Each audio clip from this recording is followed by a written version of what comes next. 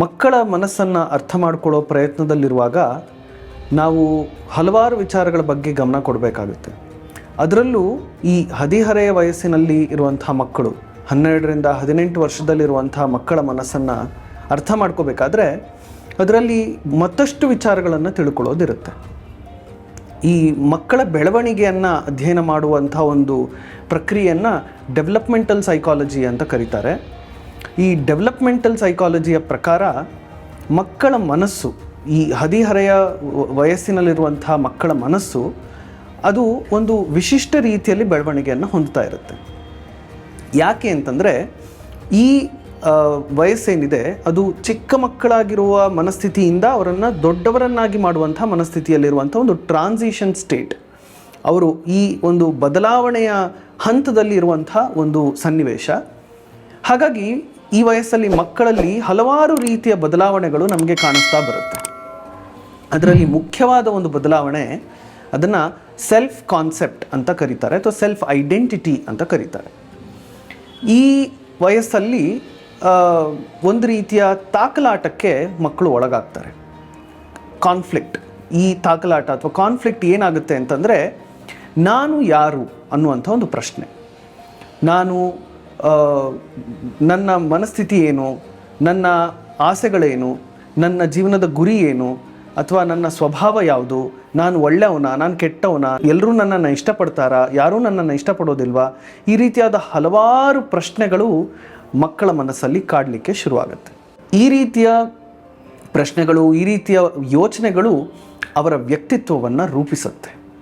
ಹಾಗಾಗಿ ಈ ವಯಸ್ಸಿನಲ್ಲಿ 12ರಿಂದ 18 ವರ್ಷದಲ್ಲಿರುವಂಥ ಮಕ್ಕಳ ಮನಸ್ಸನ್ನು ನಾವು ಬಹಳ ಸೂಕ್ಷ್ಮವಾಗಿ ಜಾಗರೂಕತೆಯಿಂದ ನಿಭಾಯಿಸಬೇಕಾಗತ್ತೆ. ಇದನ್ನು ಹಲವಾರು ಮನಃಶಾಸ್ತ್ರಜ್ಞರು ಅಧ್ಯಯನ ಮಾಡಿದ್ದಾರೆ. ಎರಿಕ್ ಎರಿಕ್ಸನ್ ಅನ್ನುವರು ಇದರ ಬಗ್ಗೆ ಹೆಚ್ಚಿನ ವಿಮರ್ಶೆಯನ್ನು ಮಾಡಿರುವಂಥದ್ದು.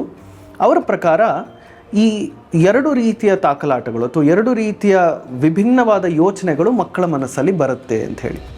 ಒಂದು ಐಡೆಂಟಿಟಿ, ಇನ್ನೊಂದು ರೋಲ್ ಕನ್ಫ್ಯೂಷನ್ ಅಂತ. ಅಂದರೆ ನನ್ನ ವ್ಯಕ್ತಿತ್ವ ಏನು, ನನ್ನ ಗುರುತು ಯಾವುದು ಅನ್ನೋದು ಈ ಹದಿಹರೆಯ ವಯಸ್ಸಿನ ಮಕ್ಕಳ ಮನಸ್ಸಿನಲ್ಲಿ ಇರುವಂಥ ಒಂದು ವಿಚಾರ. ಅಂದರೆ ನಾನು ಆಗಲೇ ಹೇಳಿದ ಹಾಗೆ ನಾನು ಒಳ್ಳೆಯವನ, ಕೆಟ್ಟವನ, ನಾನು ನನ್ನನ್ನು ಎಲ್ಲರೂ ಇಷ್ಟಪಡ್ತಾರಾ ಅಥವಾ ನನ್ನನ್ನು ಯಾರೂ ಇಷ್ಟಪಡೋದಿಲ್ವಾ, ಈ ರೀತಿಯಾದ ವಿಚಾರಗಳು ಮನಸ್ಸಲ್ಲಿ ಬರೋದರ ಜೊತೆಗೆ ತಮ್ಮ ವ್ಯಕ್ತಿತ್ವದ ಬಗ್ಗೆ ಕೆಲವೊಂದು ಪ್ರಶ್ನೆಗಳು ಹುಟ್ಕೊಳ್ತವೆ. ಅಂದರೆ ಕೆಲವೊಮ್ಮೆ ಅವರು ವಿಪರೀತವಾದ ಕೋಪ ಮಾಡ್ಕೊಳ್ತಾರೆ, ಕೆಲವೊಮ್ಮೆ ವಿಪರೀತವಾಗಿ ಸಂತೋಷವಾಗಿರ್ತಾರೆ, ಕೆಲವೊಮ್ಮೆ ವಿಪರೀತವಾದ ದುಃಖ ಆವರಿಸುತ್ತೆ. ಈ ರೀತಿಯಾದ ಎಲ್ಲ ಎಕ್ಸ್ಟ್ರೀಮ್ನಲ್ಲಿ ನಡಿಬೇಕಾದ್ರೆ ತಮ್ಮ ಬಗ್ಗೆ ತಮಗೆ ಒಂದು ರೀತಿಯ ಪ್ರಶ್ನೆಗಳು ಹುಟ್ಕೊಳ್ತವೆ, ಕನ್ಫ್ಯೂಷನ್ಸ್ ಹುಟ್ಕೊಳ್ತವೆ. ಇದು ಒಂದು ಕಡೆ ಆದರೆ, ಇನ್ನೊಂದು ಕಡೆ ರೋಲ್ ಕನ್ಫ್ಯೂಷನ್.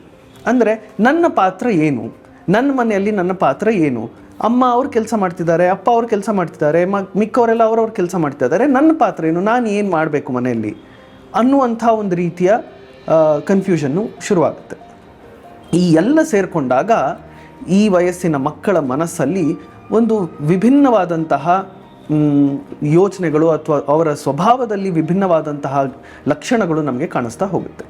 ಹಾಗಾಗಿ ಈ ವಯಸ್ಸಿನ ಮಕ್ಕಳನ್ನು ನೀವು ಗಮನಿಸಿದರೆ ಅವರು ತುಂಬ ತಮ್ಮಷ್ಟಕ್ಕಿರಕ್ಕೆ ಇಷ್ಟಪಡ್ತಾರೆ, ಅಥವಾ ಯಾವುದನ್ನು ಹಚ್ಕೊಳ್ಳೋದಿಲ್ಲ, ಯಾವ ವಿಚಾರದ ಬಗ್ಗೆಯೂ ಅವರು ಭಾವನಾತ್ಮಕವಾಗಿ ಸ್ಪಂದಿಸೋದಿಲ್ಲ, ಮತ್ತು ಎಲ್ಲರಿಂದಲೂ ಪ್ರತ್ಯೇಕವಾಗಿರೋಕ್ಕೆ ಪ್ರಯತ್ನ ಪಡ್ತಾರೆ, ಅಪ್ಪ ಅಮ್ಮ ಹೇಳಿದ್ದರ ವಿರುದ್ಧ ನಡ್ಕೊಳ್ತಾರೆ. ಹೀಗೆ ಹಲವಾರು ಸಮಸ್ಯೆಗಳು ನಮಗೆ ಕಾಣಿಸ್ತಾ ಹೋಗುತ್ತೆ. ಈ ಸಮಸ್ಯೆಗಳು ಕೇವಲ ಆ ಮಗುವಿಗೆ ಮಾತ್ರ ಸಂಬಂಧಪಟ್ಟಿದ್ದಾಗಿರೋದಿಲ್ಲ. ಇದನ್ನು ನೋಡ್ತಾ ಇರುವಂತಹ ತಂದೆ ತಾಯಿ ಆಗಿರಬಹುದು, ಅವರ ಸ್ನೇಹಿತರು ಅಥವಾ ಅವರ ಸಂಬಂಧಿಕರು, ಎಲ್ಲರ ಕಣ್ಣಿಗೆ ಈ ಹದಿಹರೆಯ ವಯಸ್ಸಿನ ಮಕ್ಕಳು ತುಂಬ ಇಂಡಿಫ್ರೆಂಟಾಗಿ ಕಾಣಿಸ್ಲಿಕ್ಕೆ ಶುರುವಾಗ್ತಾರೆ. ಅಂದರೆ ಇವರಿಗೆ ಯಾವುದರಲ್ಲೂ ಇಂಟ್ರೆಸ್ಟ್ ಇಲ್ಲ, ಇವ್ರಿಗೆ ಯಾವುದ್ರ ಮೇಲೂ ಗೌರವ ಇಲ್ಲ ಅನ್ನುವ ರೀತಿಯ ಮನಸ್ಥಿತಿಯೂ ಕೂಡ ಬರುತ್ತೆ. ನಮ್ಮ ಕೌನ್ಸಿಲಿಂಗ್ ಅಥವಾ ಥೆರಪಿಯಲ್ಲಿ ಬರುವಂಥ ಹಲವಾರು ಕೇಸ್ಗಳಲ್ಲಿ ಒಂದು 3/4 ಭಾಗದ ಸಮಸ್ಯೆ ಈ ರೀತಿಯಾದದ್ದೇ ಆಗಿರುತ್ತೆ. ತಂದೆ ತಾಯಿಯರು ಬಂದು ನಮಗೆ ಹೇಳೋದೇನೆಂದರೆ, ನೋಡಿ ನನ್ನ ಮಗ ನಮ್ಮನ್ನು ಗೌರವಿಸೋದೇ ಇಲ್ಲ, ತನ್ನಷ್ಟಕ್ಕೆ ತಾನಿರ್ತಾನೆ, ಅವನು ಊಟ ಮಾಡಿದ್ನ, ಎಲ್ಲಿ ಹೋದ, ಎಲ್ಲಿ ಬಂದ, ಏನೂ ಹೇಳೋದಿಲ್ಲ. ಅಥವಾ ನನ್ನ ಮಗಳು ಓದಿನ ಕಡೆ ಗಮನ ಕೊಡ್ತಾ ಇಲ್ಲ, ತಾನು ತನ್ನ ಸ್ನೇಹಿತರು ಅನ್ನೋದರಲ್ಲೇ ಬ್ಯುಸಿಯಾಗಿರ್ತಾಳೆ, ಯಾವಾಗಲೂ ಫೋನಲ್ಲಿ. ಈ ರೀತಿಯಾದ ಕಂಪ್ಲೇಂಟ್ಸು ತಂದೆ ತಾಯಿಯರಿಂದ ಸಹಜವಾಗಿ ಬರುತ್ತೆ. ಯಾಕೆ ಹೀಗಾಗುತ್ತೆ ಅಂತಂದರೆ, ಅವರ ಮನಸ್ಸಲ್ಲಿ ಐಡೆಂಟಿಟಿ ಮತ್ತು ರೋಲ್ ಕನ್ಫ್ಯೂಷನ್ ಅನ್ನುವಂಥ ಎರಡು ತಾಕಲಾಟದಲ್ಲಿ ಅವರು ಸಿಕ್ಕಾಕೊಂಡಿರ್ತಾರೆ. ಅವರ ಮನಸ್ಸಲ್ಲಿ ತಾನು ಯಾರು, ತನ್ನ ಪಾತ್ರ ಏನು ಅನ್ನೋದನ್ನು ಅವರು ಅರ್ಥ ಮಾಡ್ಕೊಳ್ಳಿಕ್ಕೆ ಸೋತಿರ್ತಾರೆ. ಹಾಗಾಗಿ ತಂದೆ ತಾಯಿಯರಾದವರ ಜವಾಬ್ದಾರಿ, ನಮ್ಮ ಪಾತ್ರ ಏನು, ನಾವು ಎಷ್ಟು ಮಕ್ಕಳಿಗೆ ಮಾಹಿತಿಯನ್ನು ಕೊಡಬೇಕು, ಎಷ್ಟು ನಾವು ಅವರ ಜೊತೆಗೆ ಸಹಕರಿಸಬೇಕು ಅನ್ನೋದನ್ನು ಅರ್ಥ ಮಾಡಿಕೊಳ್ಳೋದ್ರಲ್ಲಿದೆ.